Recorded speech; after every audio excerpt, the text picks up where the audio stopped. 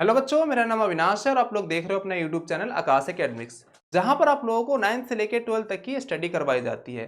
तो बच्चों, आज का जो हमारा टॉपिक है क्लास 10th का चैप्टर 1 का बैलेंसिंग।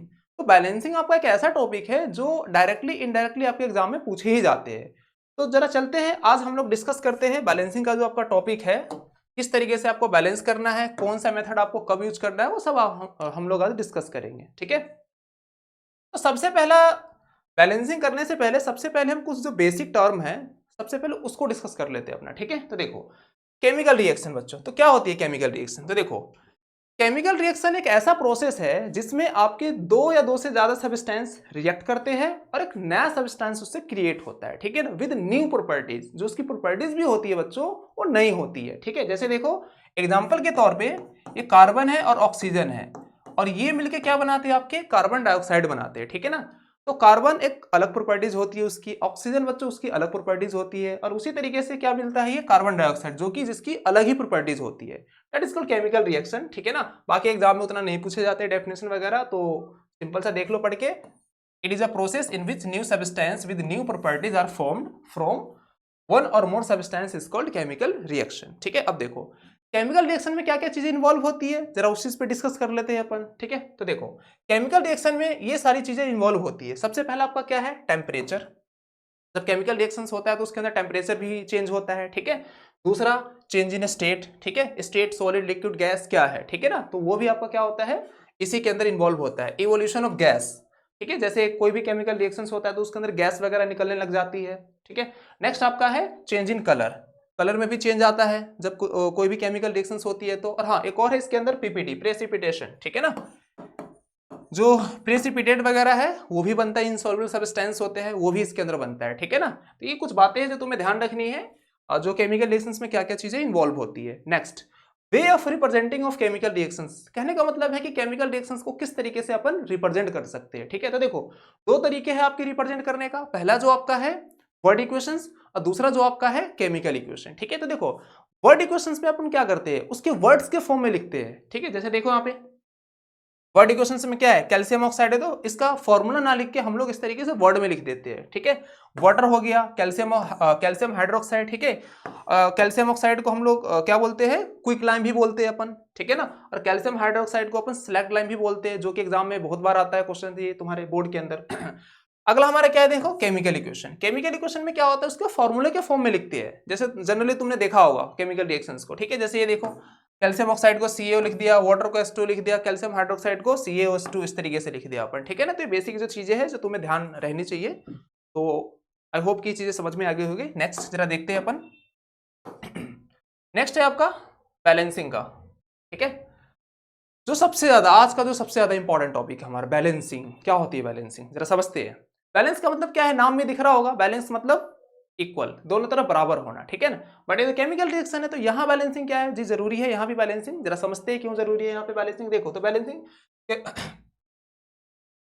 तो देखो जरा समझते हैं बैलेंसिंग क्या होता है, किस तरीके से कैसे करते हैं। तो देखो, तो बैलेंस इसलिए करते हैं। देखो बैलेंस क्या होता है कि देखो दोनों तरफ जब कोई भी केमिकल रिएक्शन आपका होता है तो उसमें क्या होता है? आपका रिएक्टेंट से क्या बनता है? आपका प्रोडक्ट बनता है उसमें। ठीक है, रिएक्टेंट से क्या बनता है? प्रोडक्ट बनता है। तो देखो रिएक्टेंट में जो एलिमेंट इन्वॉल्व होता है, ठीक है, वो उसका एटम, और जो प्रोडक्ट में जो तुम्हारा एलिमेंट इन्वॉल्व होता है उसका एटम, दोनों क्या रहना चाहिए? सेम रहना चाहिए। इसी को हम क्या बोलते हैं? बैलेंसिंग बोलते हैं। जैसे देखो यहाँ पे the number of atom of each element, ठीक है ना, जितने भी एलिमेंट होते हैं उसके atom remain the same before and the after the chemical reaction. वही है कि बिफोर मतलब रिएक्टेंट और आफ्टर मतलब प्रोडक्ट बनते हैं। ठीक है ना, तो उसमें जो तुम्हारा एलिमेंट के जो एटम है क्या होना चाहिए? सेम होना चाहिए। इसी को हम क्या बोलते हैं? बैलेंसिंग बोलते हैं। ठीक है ना, अब क्वेश्चन ये बनता है कि हम लोग बैलेंसिंग करते ही क्यों हैं, जो कि काफी ज्यादा इंपॉर्टेंट है, तुम्हारे एग्जाम में यहाँ से सवाल आए हुए हैं। ठीक है ना, तो बैलेंसिंग करने के लिए देखो एक लॉ हमारे पास होता है, law of conservation of mass. ठीक है, तो law of conservation of mass क्या होता है? मास can neither be created not destroy. ठीक है, मास को ना बना सकते हैं ना उसको हम मिटा सकते हैं। ठीक है, तो बैलेंसिंग इसलिए करते हैं ताकि ये लॉ फॉलो हो सके। अगर बैलेंस नहीं करोगे तो ये जो लॉ है आपका क्या हो जाएगा? इनवैलिड हो जाएगा। तो इस वजह से हम इसको बैलेंस करते हैं अपन। ठीक है ना, तो जरा देखो पढ़ लेते जरा एक बार। Mass can neither be created not destroy in chemical reaction, so number of element involve in chemical reaction should remain same. ठीक है, next method of balancing, very very important.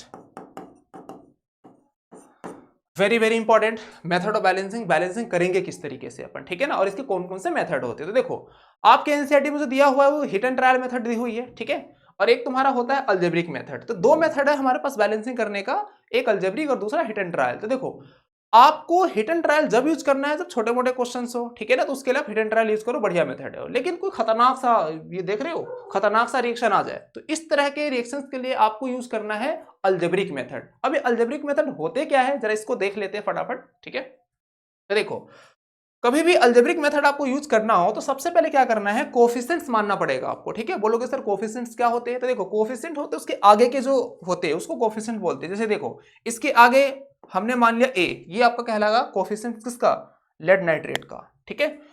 इसका भी मान लेते हैं बी, इसका मान लेते हैं सी, इसका मान लेते हैं अपन डी, ठीक है। ये सारे के सारे कोफिशिएंट्स मान लेते हैं। देन उसके बाद हम क्या करेंगे, इसके इक्वेशन बनाएंगे अपन। इक्वेशन बहुत जरूरी है बनाना, ठीक है, अलजेब्रिक के लिए। तो देखो यहाँ पे कितने लेड है, एक लेड है, ठीक है। इसके कोफिशिएंट्स कितना है, ए है, तो हम क्या लिख देंगे यहाँ पे, एक ही है, इस तरीके से लिख देंगे, is equal to reactant product side पे देखो कितना है, यहाँ पे कोफिशिएंट्स कितना है इसका, पीबी, ठीक है, कहीं पीबी और है नहीं है जी, और इसके कोफिशिएंट्स कितना है, बी है, तो हम यहाँ पे लिख देंगे बी।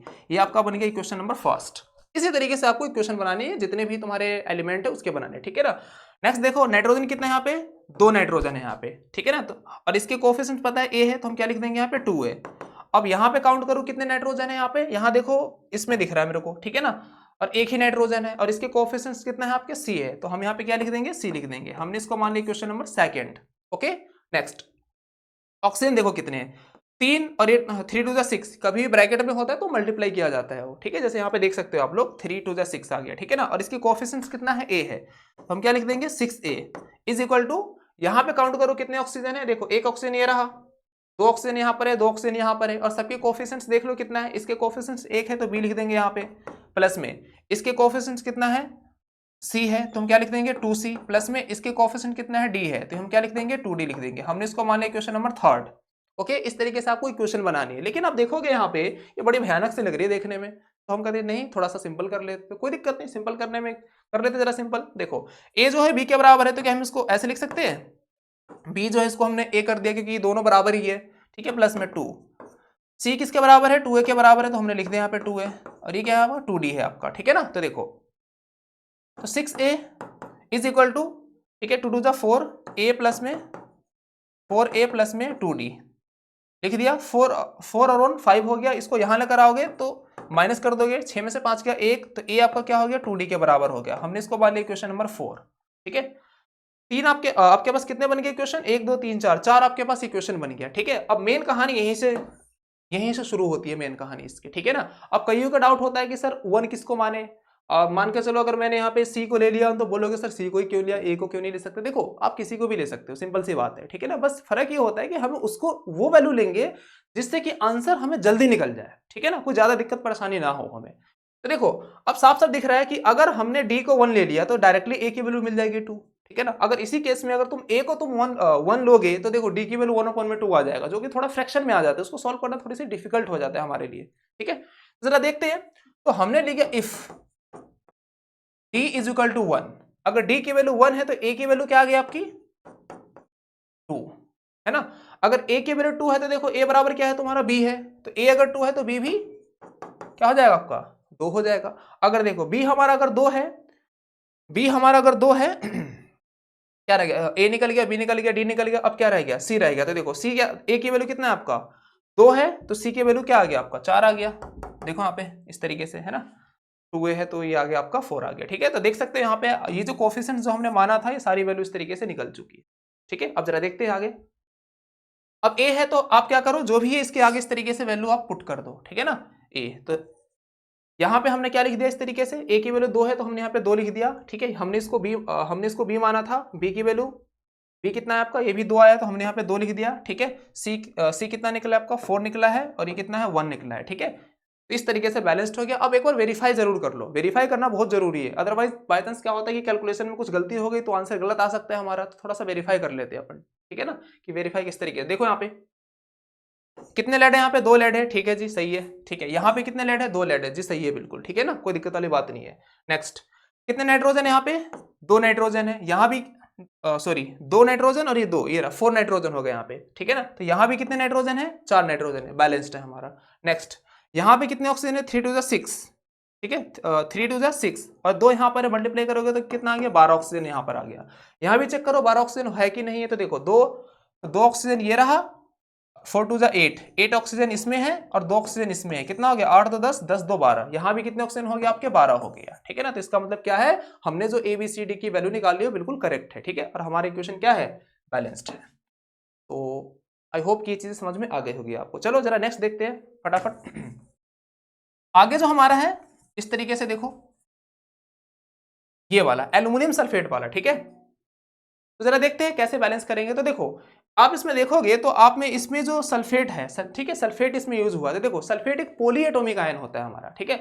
पॉलीएटॉमिक आयन जैसे देखो SO4 2 नेगेटिव हो गया, नाइट्रेट हो गया, ठीक है ना, हाइड्रोक्साइड हो गया, तो सारे के सारे आपके क्या होते हैं, पॉली एटॉमिक आयन्स होते हैं। तो देखो कभी भी पॉली एटॉमिक आयन यूज होता है तो आपको उसको अलग नहीं मानना, ऐसा नहीं करना कि आपको सल्फर के लिए अलग मानना है, ऑक्सीजन के लिए अलग से निकालना, जी नहीं, अब पूरे को ही एक मान लेना है आपको, ठीक है। कैसे जरा देखते हैं अपन। तो सबसे पहला काम क्या करोगे फटाफट, अलजेब्रिक में इसके आगे इस तरीके से ए लिख दोगे, ABCD इस तरीके से कोफिशिएंट्स को मान लोगे यहाँ पे, ठीक है। अब इक्वेशंस बनाओगे यहाँ पे, देखो यहाँ पे कितने एल्युमिनियम है, 2 एल्युमिनियम है, यहाँ देखो कितने एल्युमिनियम है, यहाँ पे एक ही है, तो इसका मतलब क्या है 2A इज इक्वल टू यहाँ पे कितने हैं, एक एल्युमिनियम है, ठीक है, और इसके कोफिशिएंट कितना है, D है, तो हमने मान लिया इसका इक्वेशन नंबर फर्स्ट।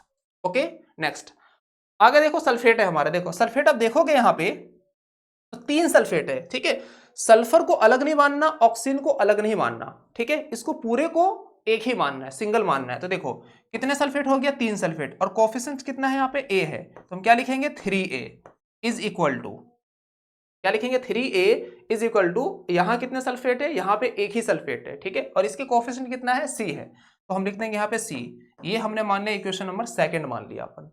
आगे जरा देखते हैं, बेरियम है, क्या है आपका बेरियम, यहाँ पे कितना बेरियम है, एक ही है, और इसके कोफिशिएंट कितना है आपका, B है, तो B इज इक्वल टू, यहाँ देखोगे तो इसके कोफिशिएंट कितना है, C है, तो यहाँ पे तुम्हारा क्या है, C है, यहाँ पे हमने इसको मान लिया इक्वेशन नंबर थर्ड। अगला देखो क्या है, क्लोरीन, तो यहाँ पे कितने हैं क्लोरीन आपके, 2 क्लोरीन है, और यहाँ पे कितने क्लोरीन है, 3 क्लोरीन है यहाँ पे आपके, ठीक है।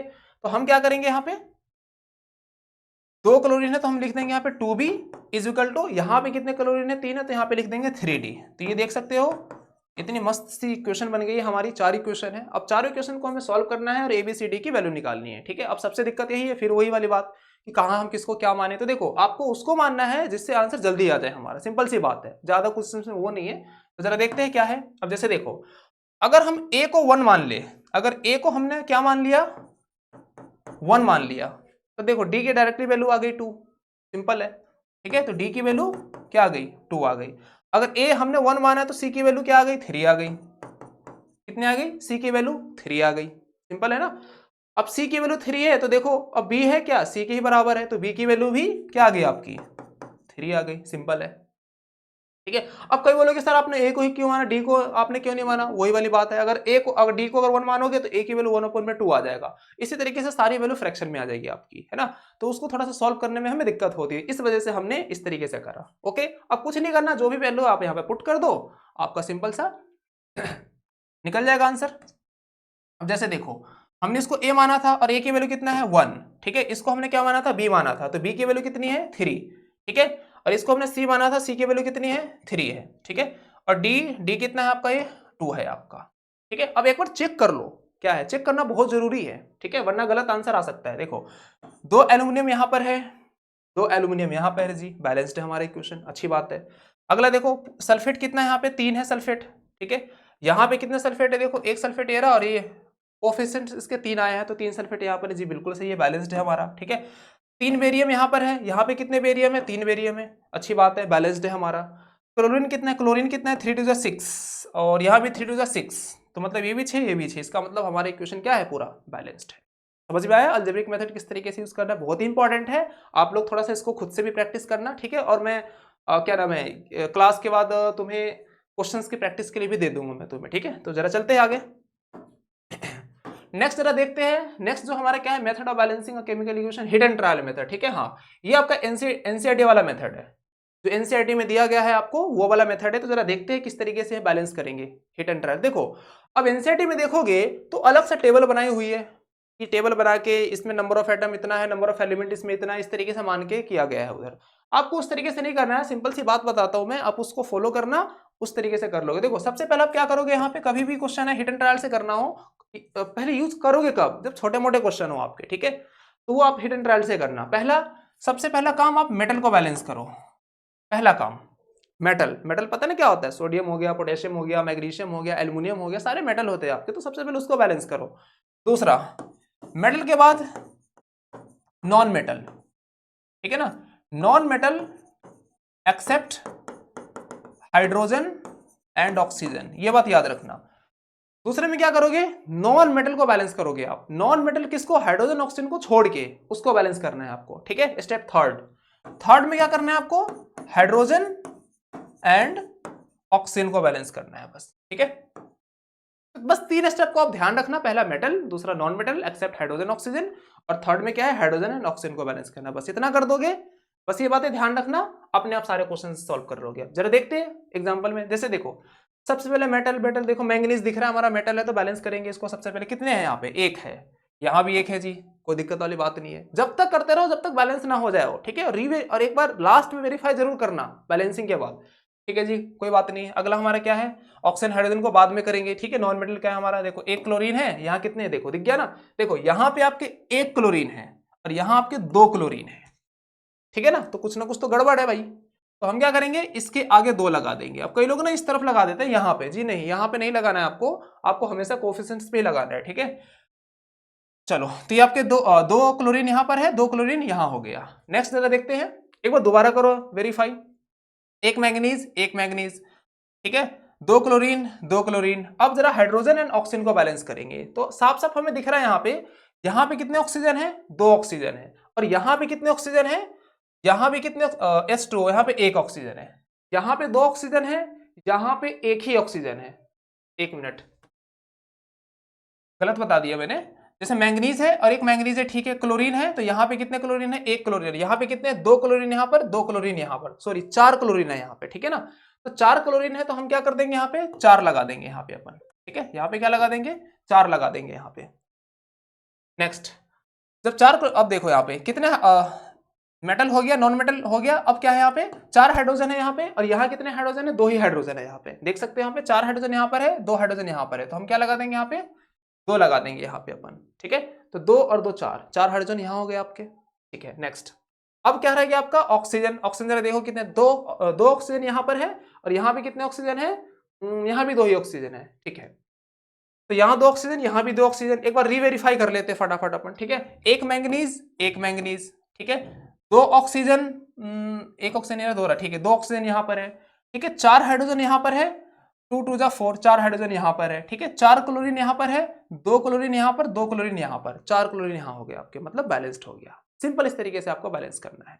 नेक्स्ट जरा देखो क्या है यहाँ पे, ये नाइट्रेट है आपका, ठीक है। अब सेम मैंने बताया था, जस्ट अभी मैंने बताया था आपको कि कभी भी पॉली एटॉमिक आयन अगर यूज होता है तो आपको क्या करना है, आपको होल उसको एक ही सिंगल मान के करना है आपको। चलो देखते हैं, तो यहाँ सबसे पहले मेटल को बैलेंस करो, ठीक है। मेटल दिख रहा है साफ साफ, लेड हमारा है मेटल, 1 लेड यहाँ पर है, 1 लेड यहाँ पर है, कोई दिक्कत वाली बात नहीं है, ठीक है। नेक्स्ट, 1 पोटेशियम यहाँ पर है, 1 पोटेशियम यहाँ पर है, ठीक है जी। आगे जरा देखते हैं, अब देखो यहाँ पे NO3 कितने हैं, यहाँ पे NO3 कितने हैं, पॉली एटॉमिक आयन कितने, 2 है, कितने हैं, 2 है यहाँ पर तुम्हारा नाइट्रेट, और यहाँ पे कितने हैं नाइट्रेट, 1 ही है, देखो यहाँ पे 1 ही नाइट्रेट है। तो अपन क्या करेंगे, इसके आगे हम लगा देंगे 2, क्या लगा देंगे इसके आगे लगा देंगे हम 2 यहाँ पे। एक बार दोबारा वेरीफाई कर लेते हैं, 1 लेड यहाँ पर, 1 लेड यहाँ पर, ठीक है, 2 नाइट्रेट यहाँ पर, 2 नाइट्रेट यहाँ पर, ठीक है।